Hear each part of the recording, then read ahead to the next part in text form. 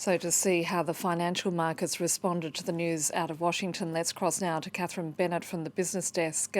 Catherine, just take us through the details of this stimulus package. Well, governments around the world have issued stimulus packages in an attempt to mitigate the effects of the pandemic, but this is certainly the largest one yet. So we're still waiting on the precise details of the package, which should be coming through later today, but we do have some suggestion of what it contains. So draft versions of the bill outlined $350 billion worth of a fund to help small businesses during the crisis. The bill is also expected to inject funds in major US industries such as airlines, which previously asked for $58 billion in financial aid.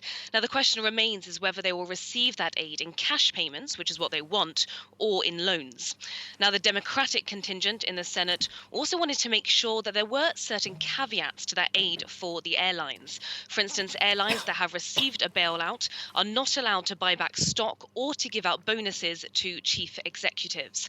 The Democrat Chuck Schumer also said, as part of the package, there would be unemployment compensation on steroids. So that's obviously good news for Americans there, as the legislation is touted to cover 4 months' worth of salary, of money, for every American citizen during the crisis. Now, there may also be the offer of cash payments to American citizens, cash payments of up to $1,200 per month, or more for families with children, of course. Excuse me.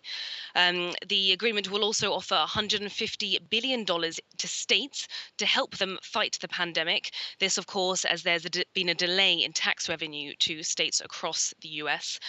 Congress, however, still needs to formally approve the deal, and there may yet be some changes that we'll see over the course of the day, but the legislation is expected to pass later on today. Now, Catherine, we've already seen Asian markets responding positively. Has that continued, and what's been the market reaction elsewhere? Yes, so Asian markets are still on the up, with Japan's Nikkei leading gains up at 8% at the close.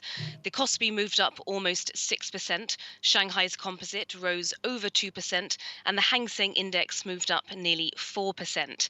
Now, European markets have also been boosted by the news, with London's FTSE gaining 3.5%, the CAC 40 also bouncing upwards, and the DAX in Frankfurt moving up 3%. Now, this rise in the German index in Frankfurt's DAX comes despite the fact that business morale in the country recorded its steepest loss since Germany's reunification in 1990. So the IFO Institute, which keeps track of the business climate in Germany, said that the German economy was in shock. But for now, as we said, markets are still reacting positively on the back of that US stimulus package.